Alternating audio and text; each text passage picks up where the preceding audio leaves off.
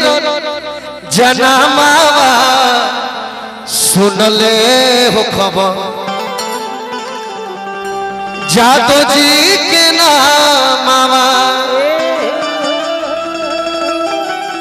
जो धनी हो जख्मी भैया कि जादो जी के नामावा हो अरे जादो जी के नामावा साफ आज बदल लगत नहीं हो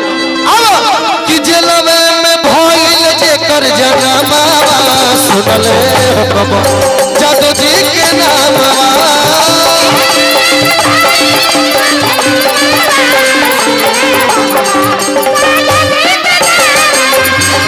जेलवे में भइल जे कर जनामावा सुनले हो खबर जादो जी के नामावा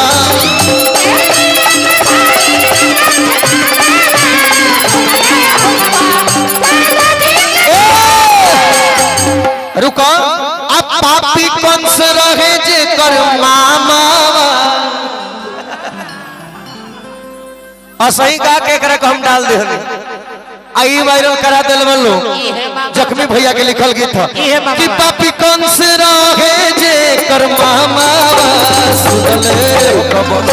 जादो जी के नामावा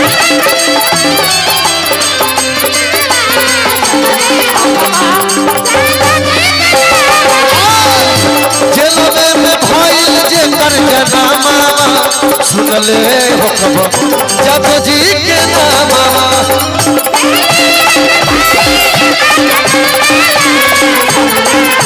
ए भैया रुको अंतिम लाइन तेज तेजस्वी भैया खातिर कहतन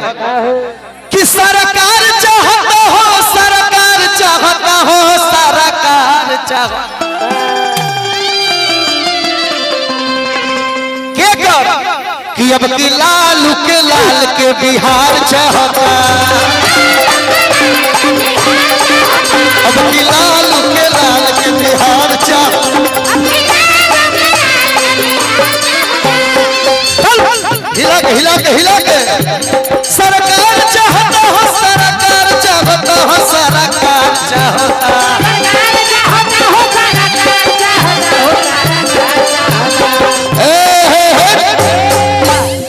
बीजेपी हो का हई तनी गोते लहंगा छूट गेल हई देखा ना लहंगा पहले भी उहे पार्टी के ये डिब्रूगढ़ से आइल एकरा पर डाउट बा हमरा हम पलटू चचना ये डिब्रूगढ़ से आइल बिया तो यही बात पहले हिला दो साहब तीनों है ना तने लइकन भी सरकार चाहता हो सरकार चाहता हो सरकार चाहता अब की लालू के लाल के बिहार चाहता अब की लालू के लाल के बिहार चाहता अब की लालू के लाल के बिहार चाहता